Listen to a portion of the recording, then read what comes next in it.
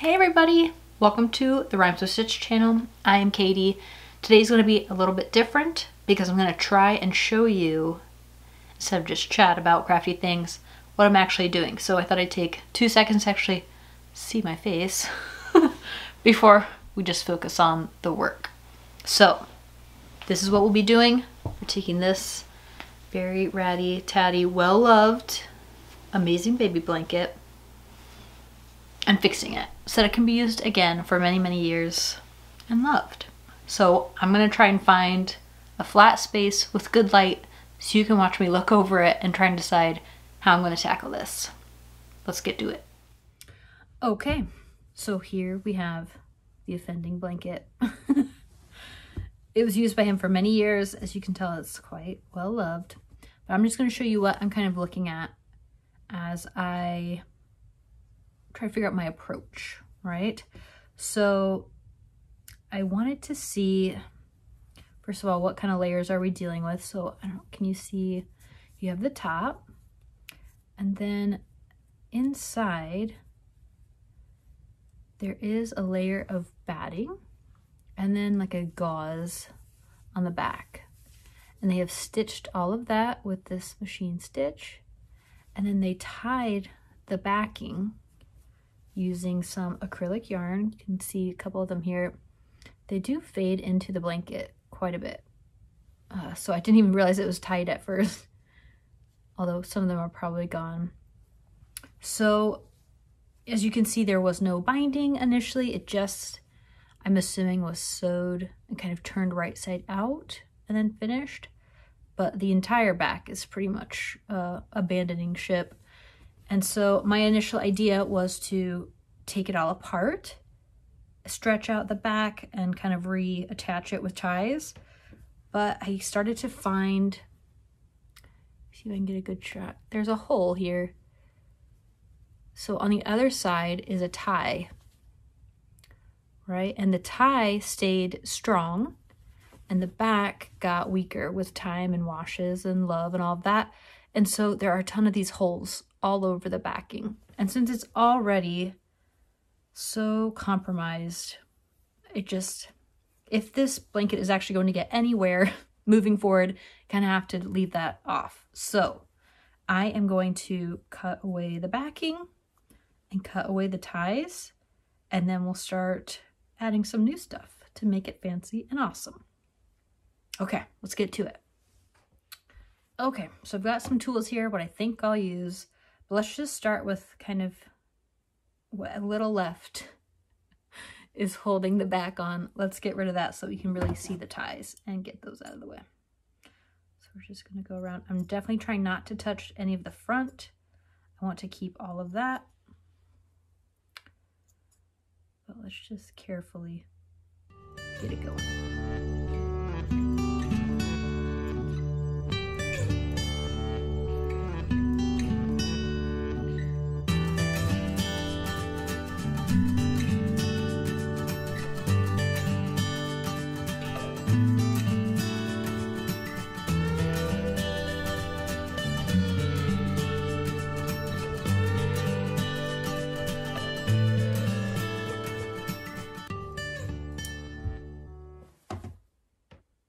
All right, we made it. Oh, that did not take very many snips. As you could tell, it was really hanging on by only a few threads. Okay, so now, as I was hoping, that you can kind of get the back away. It's really easy to tell where these ties are.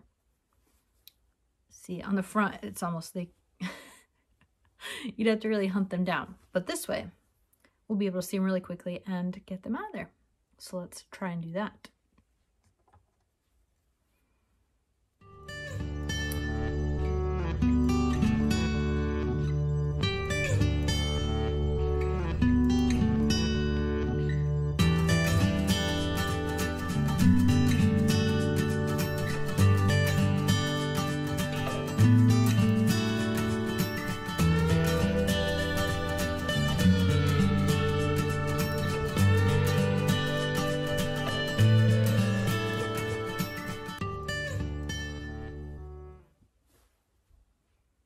All right, we made it.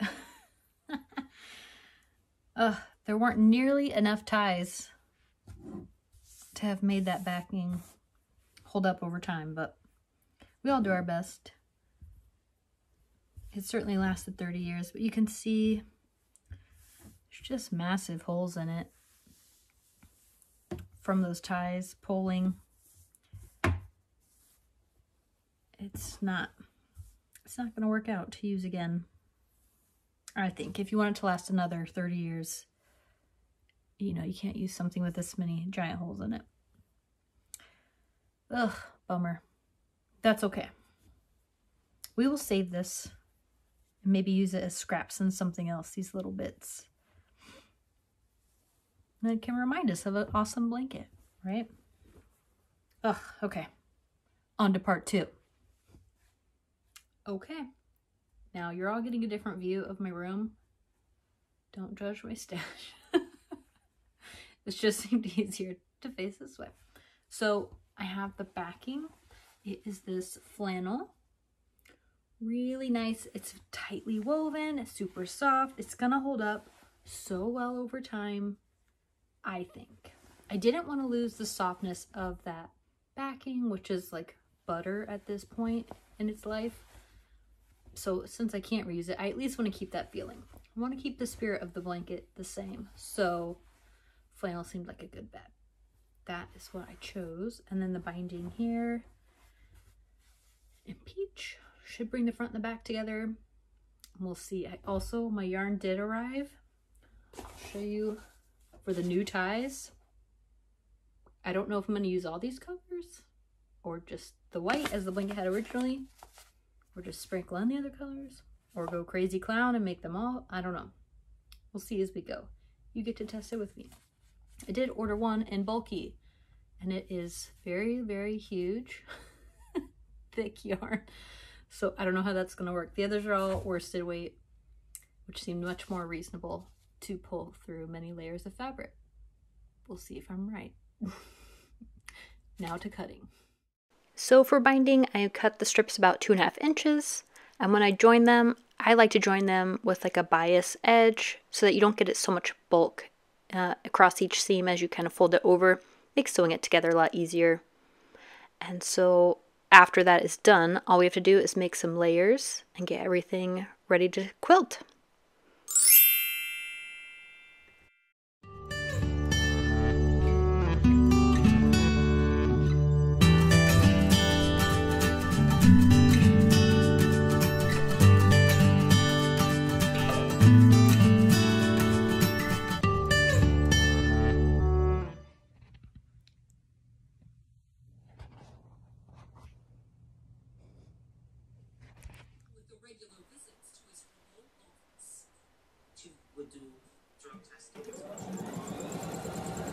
Like to quilt and watch Snapped.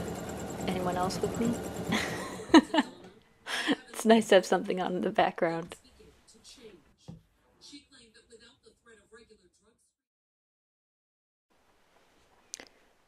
So when I add binding on, I like to do it by hand. I thought I'd get a few seconds here of me putting it on. I just used regular thread, thimble, needle. Just take little bites out as you go. I find it really relaxing and it makes me happy to put it on by hand. I don't know why. I do it for every quilt. I just like the way it looks, and it's really nice to do.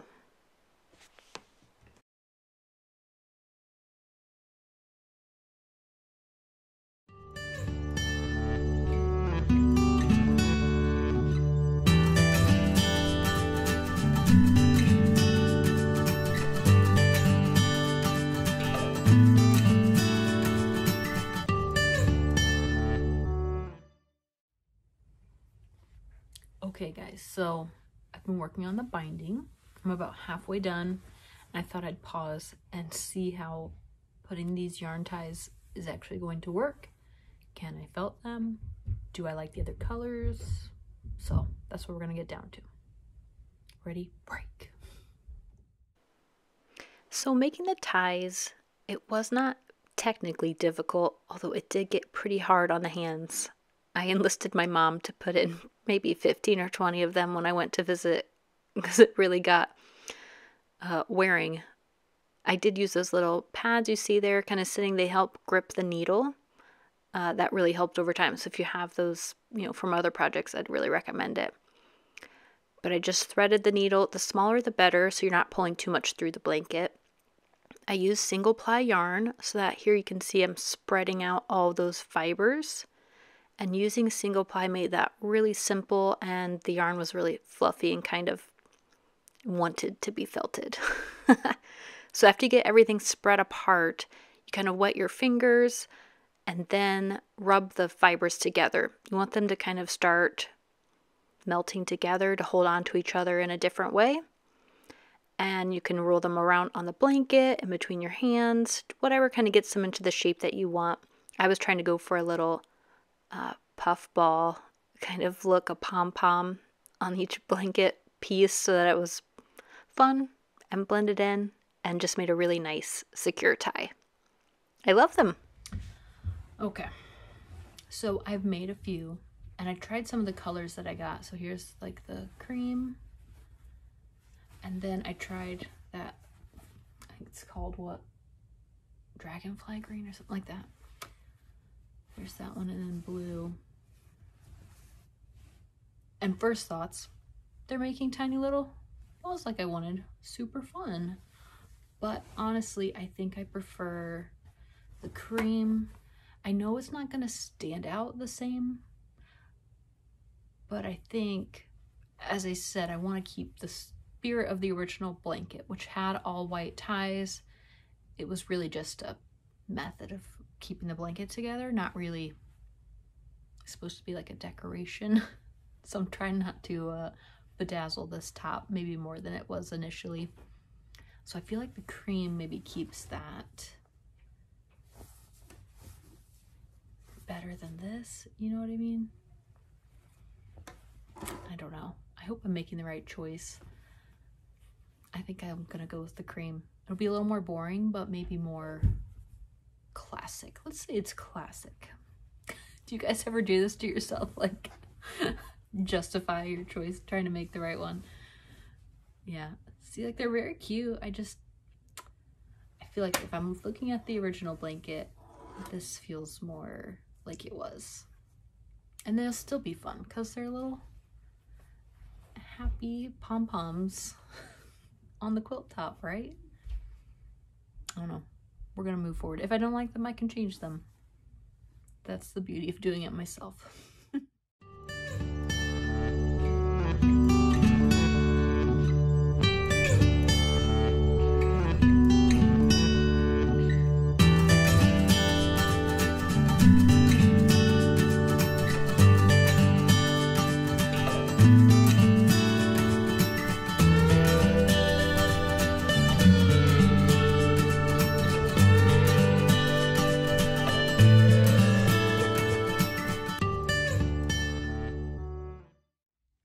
Riggsy said it's time to take a break.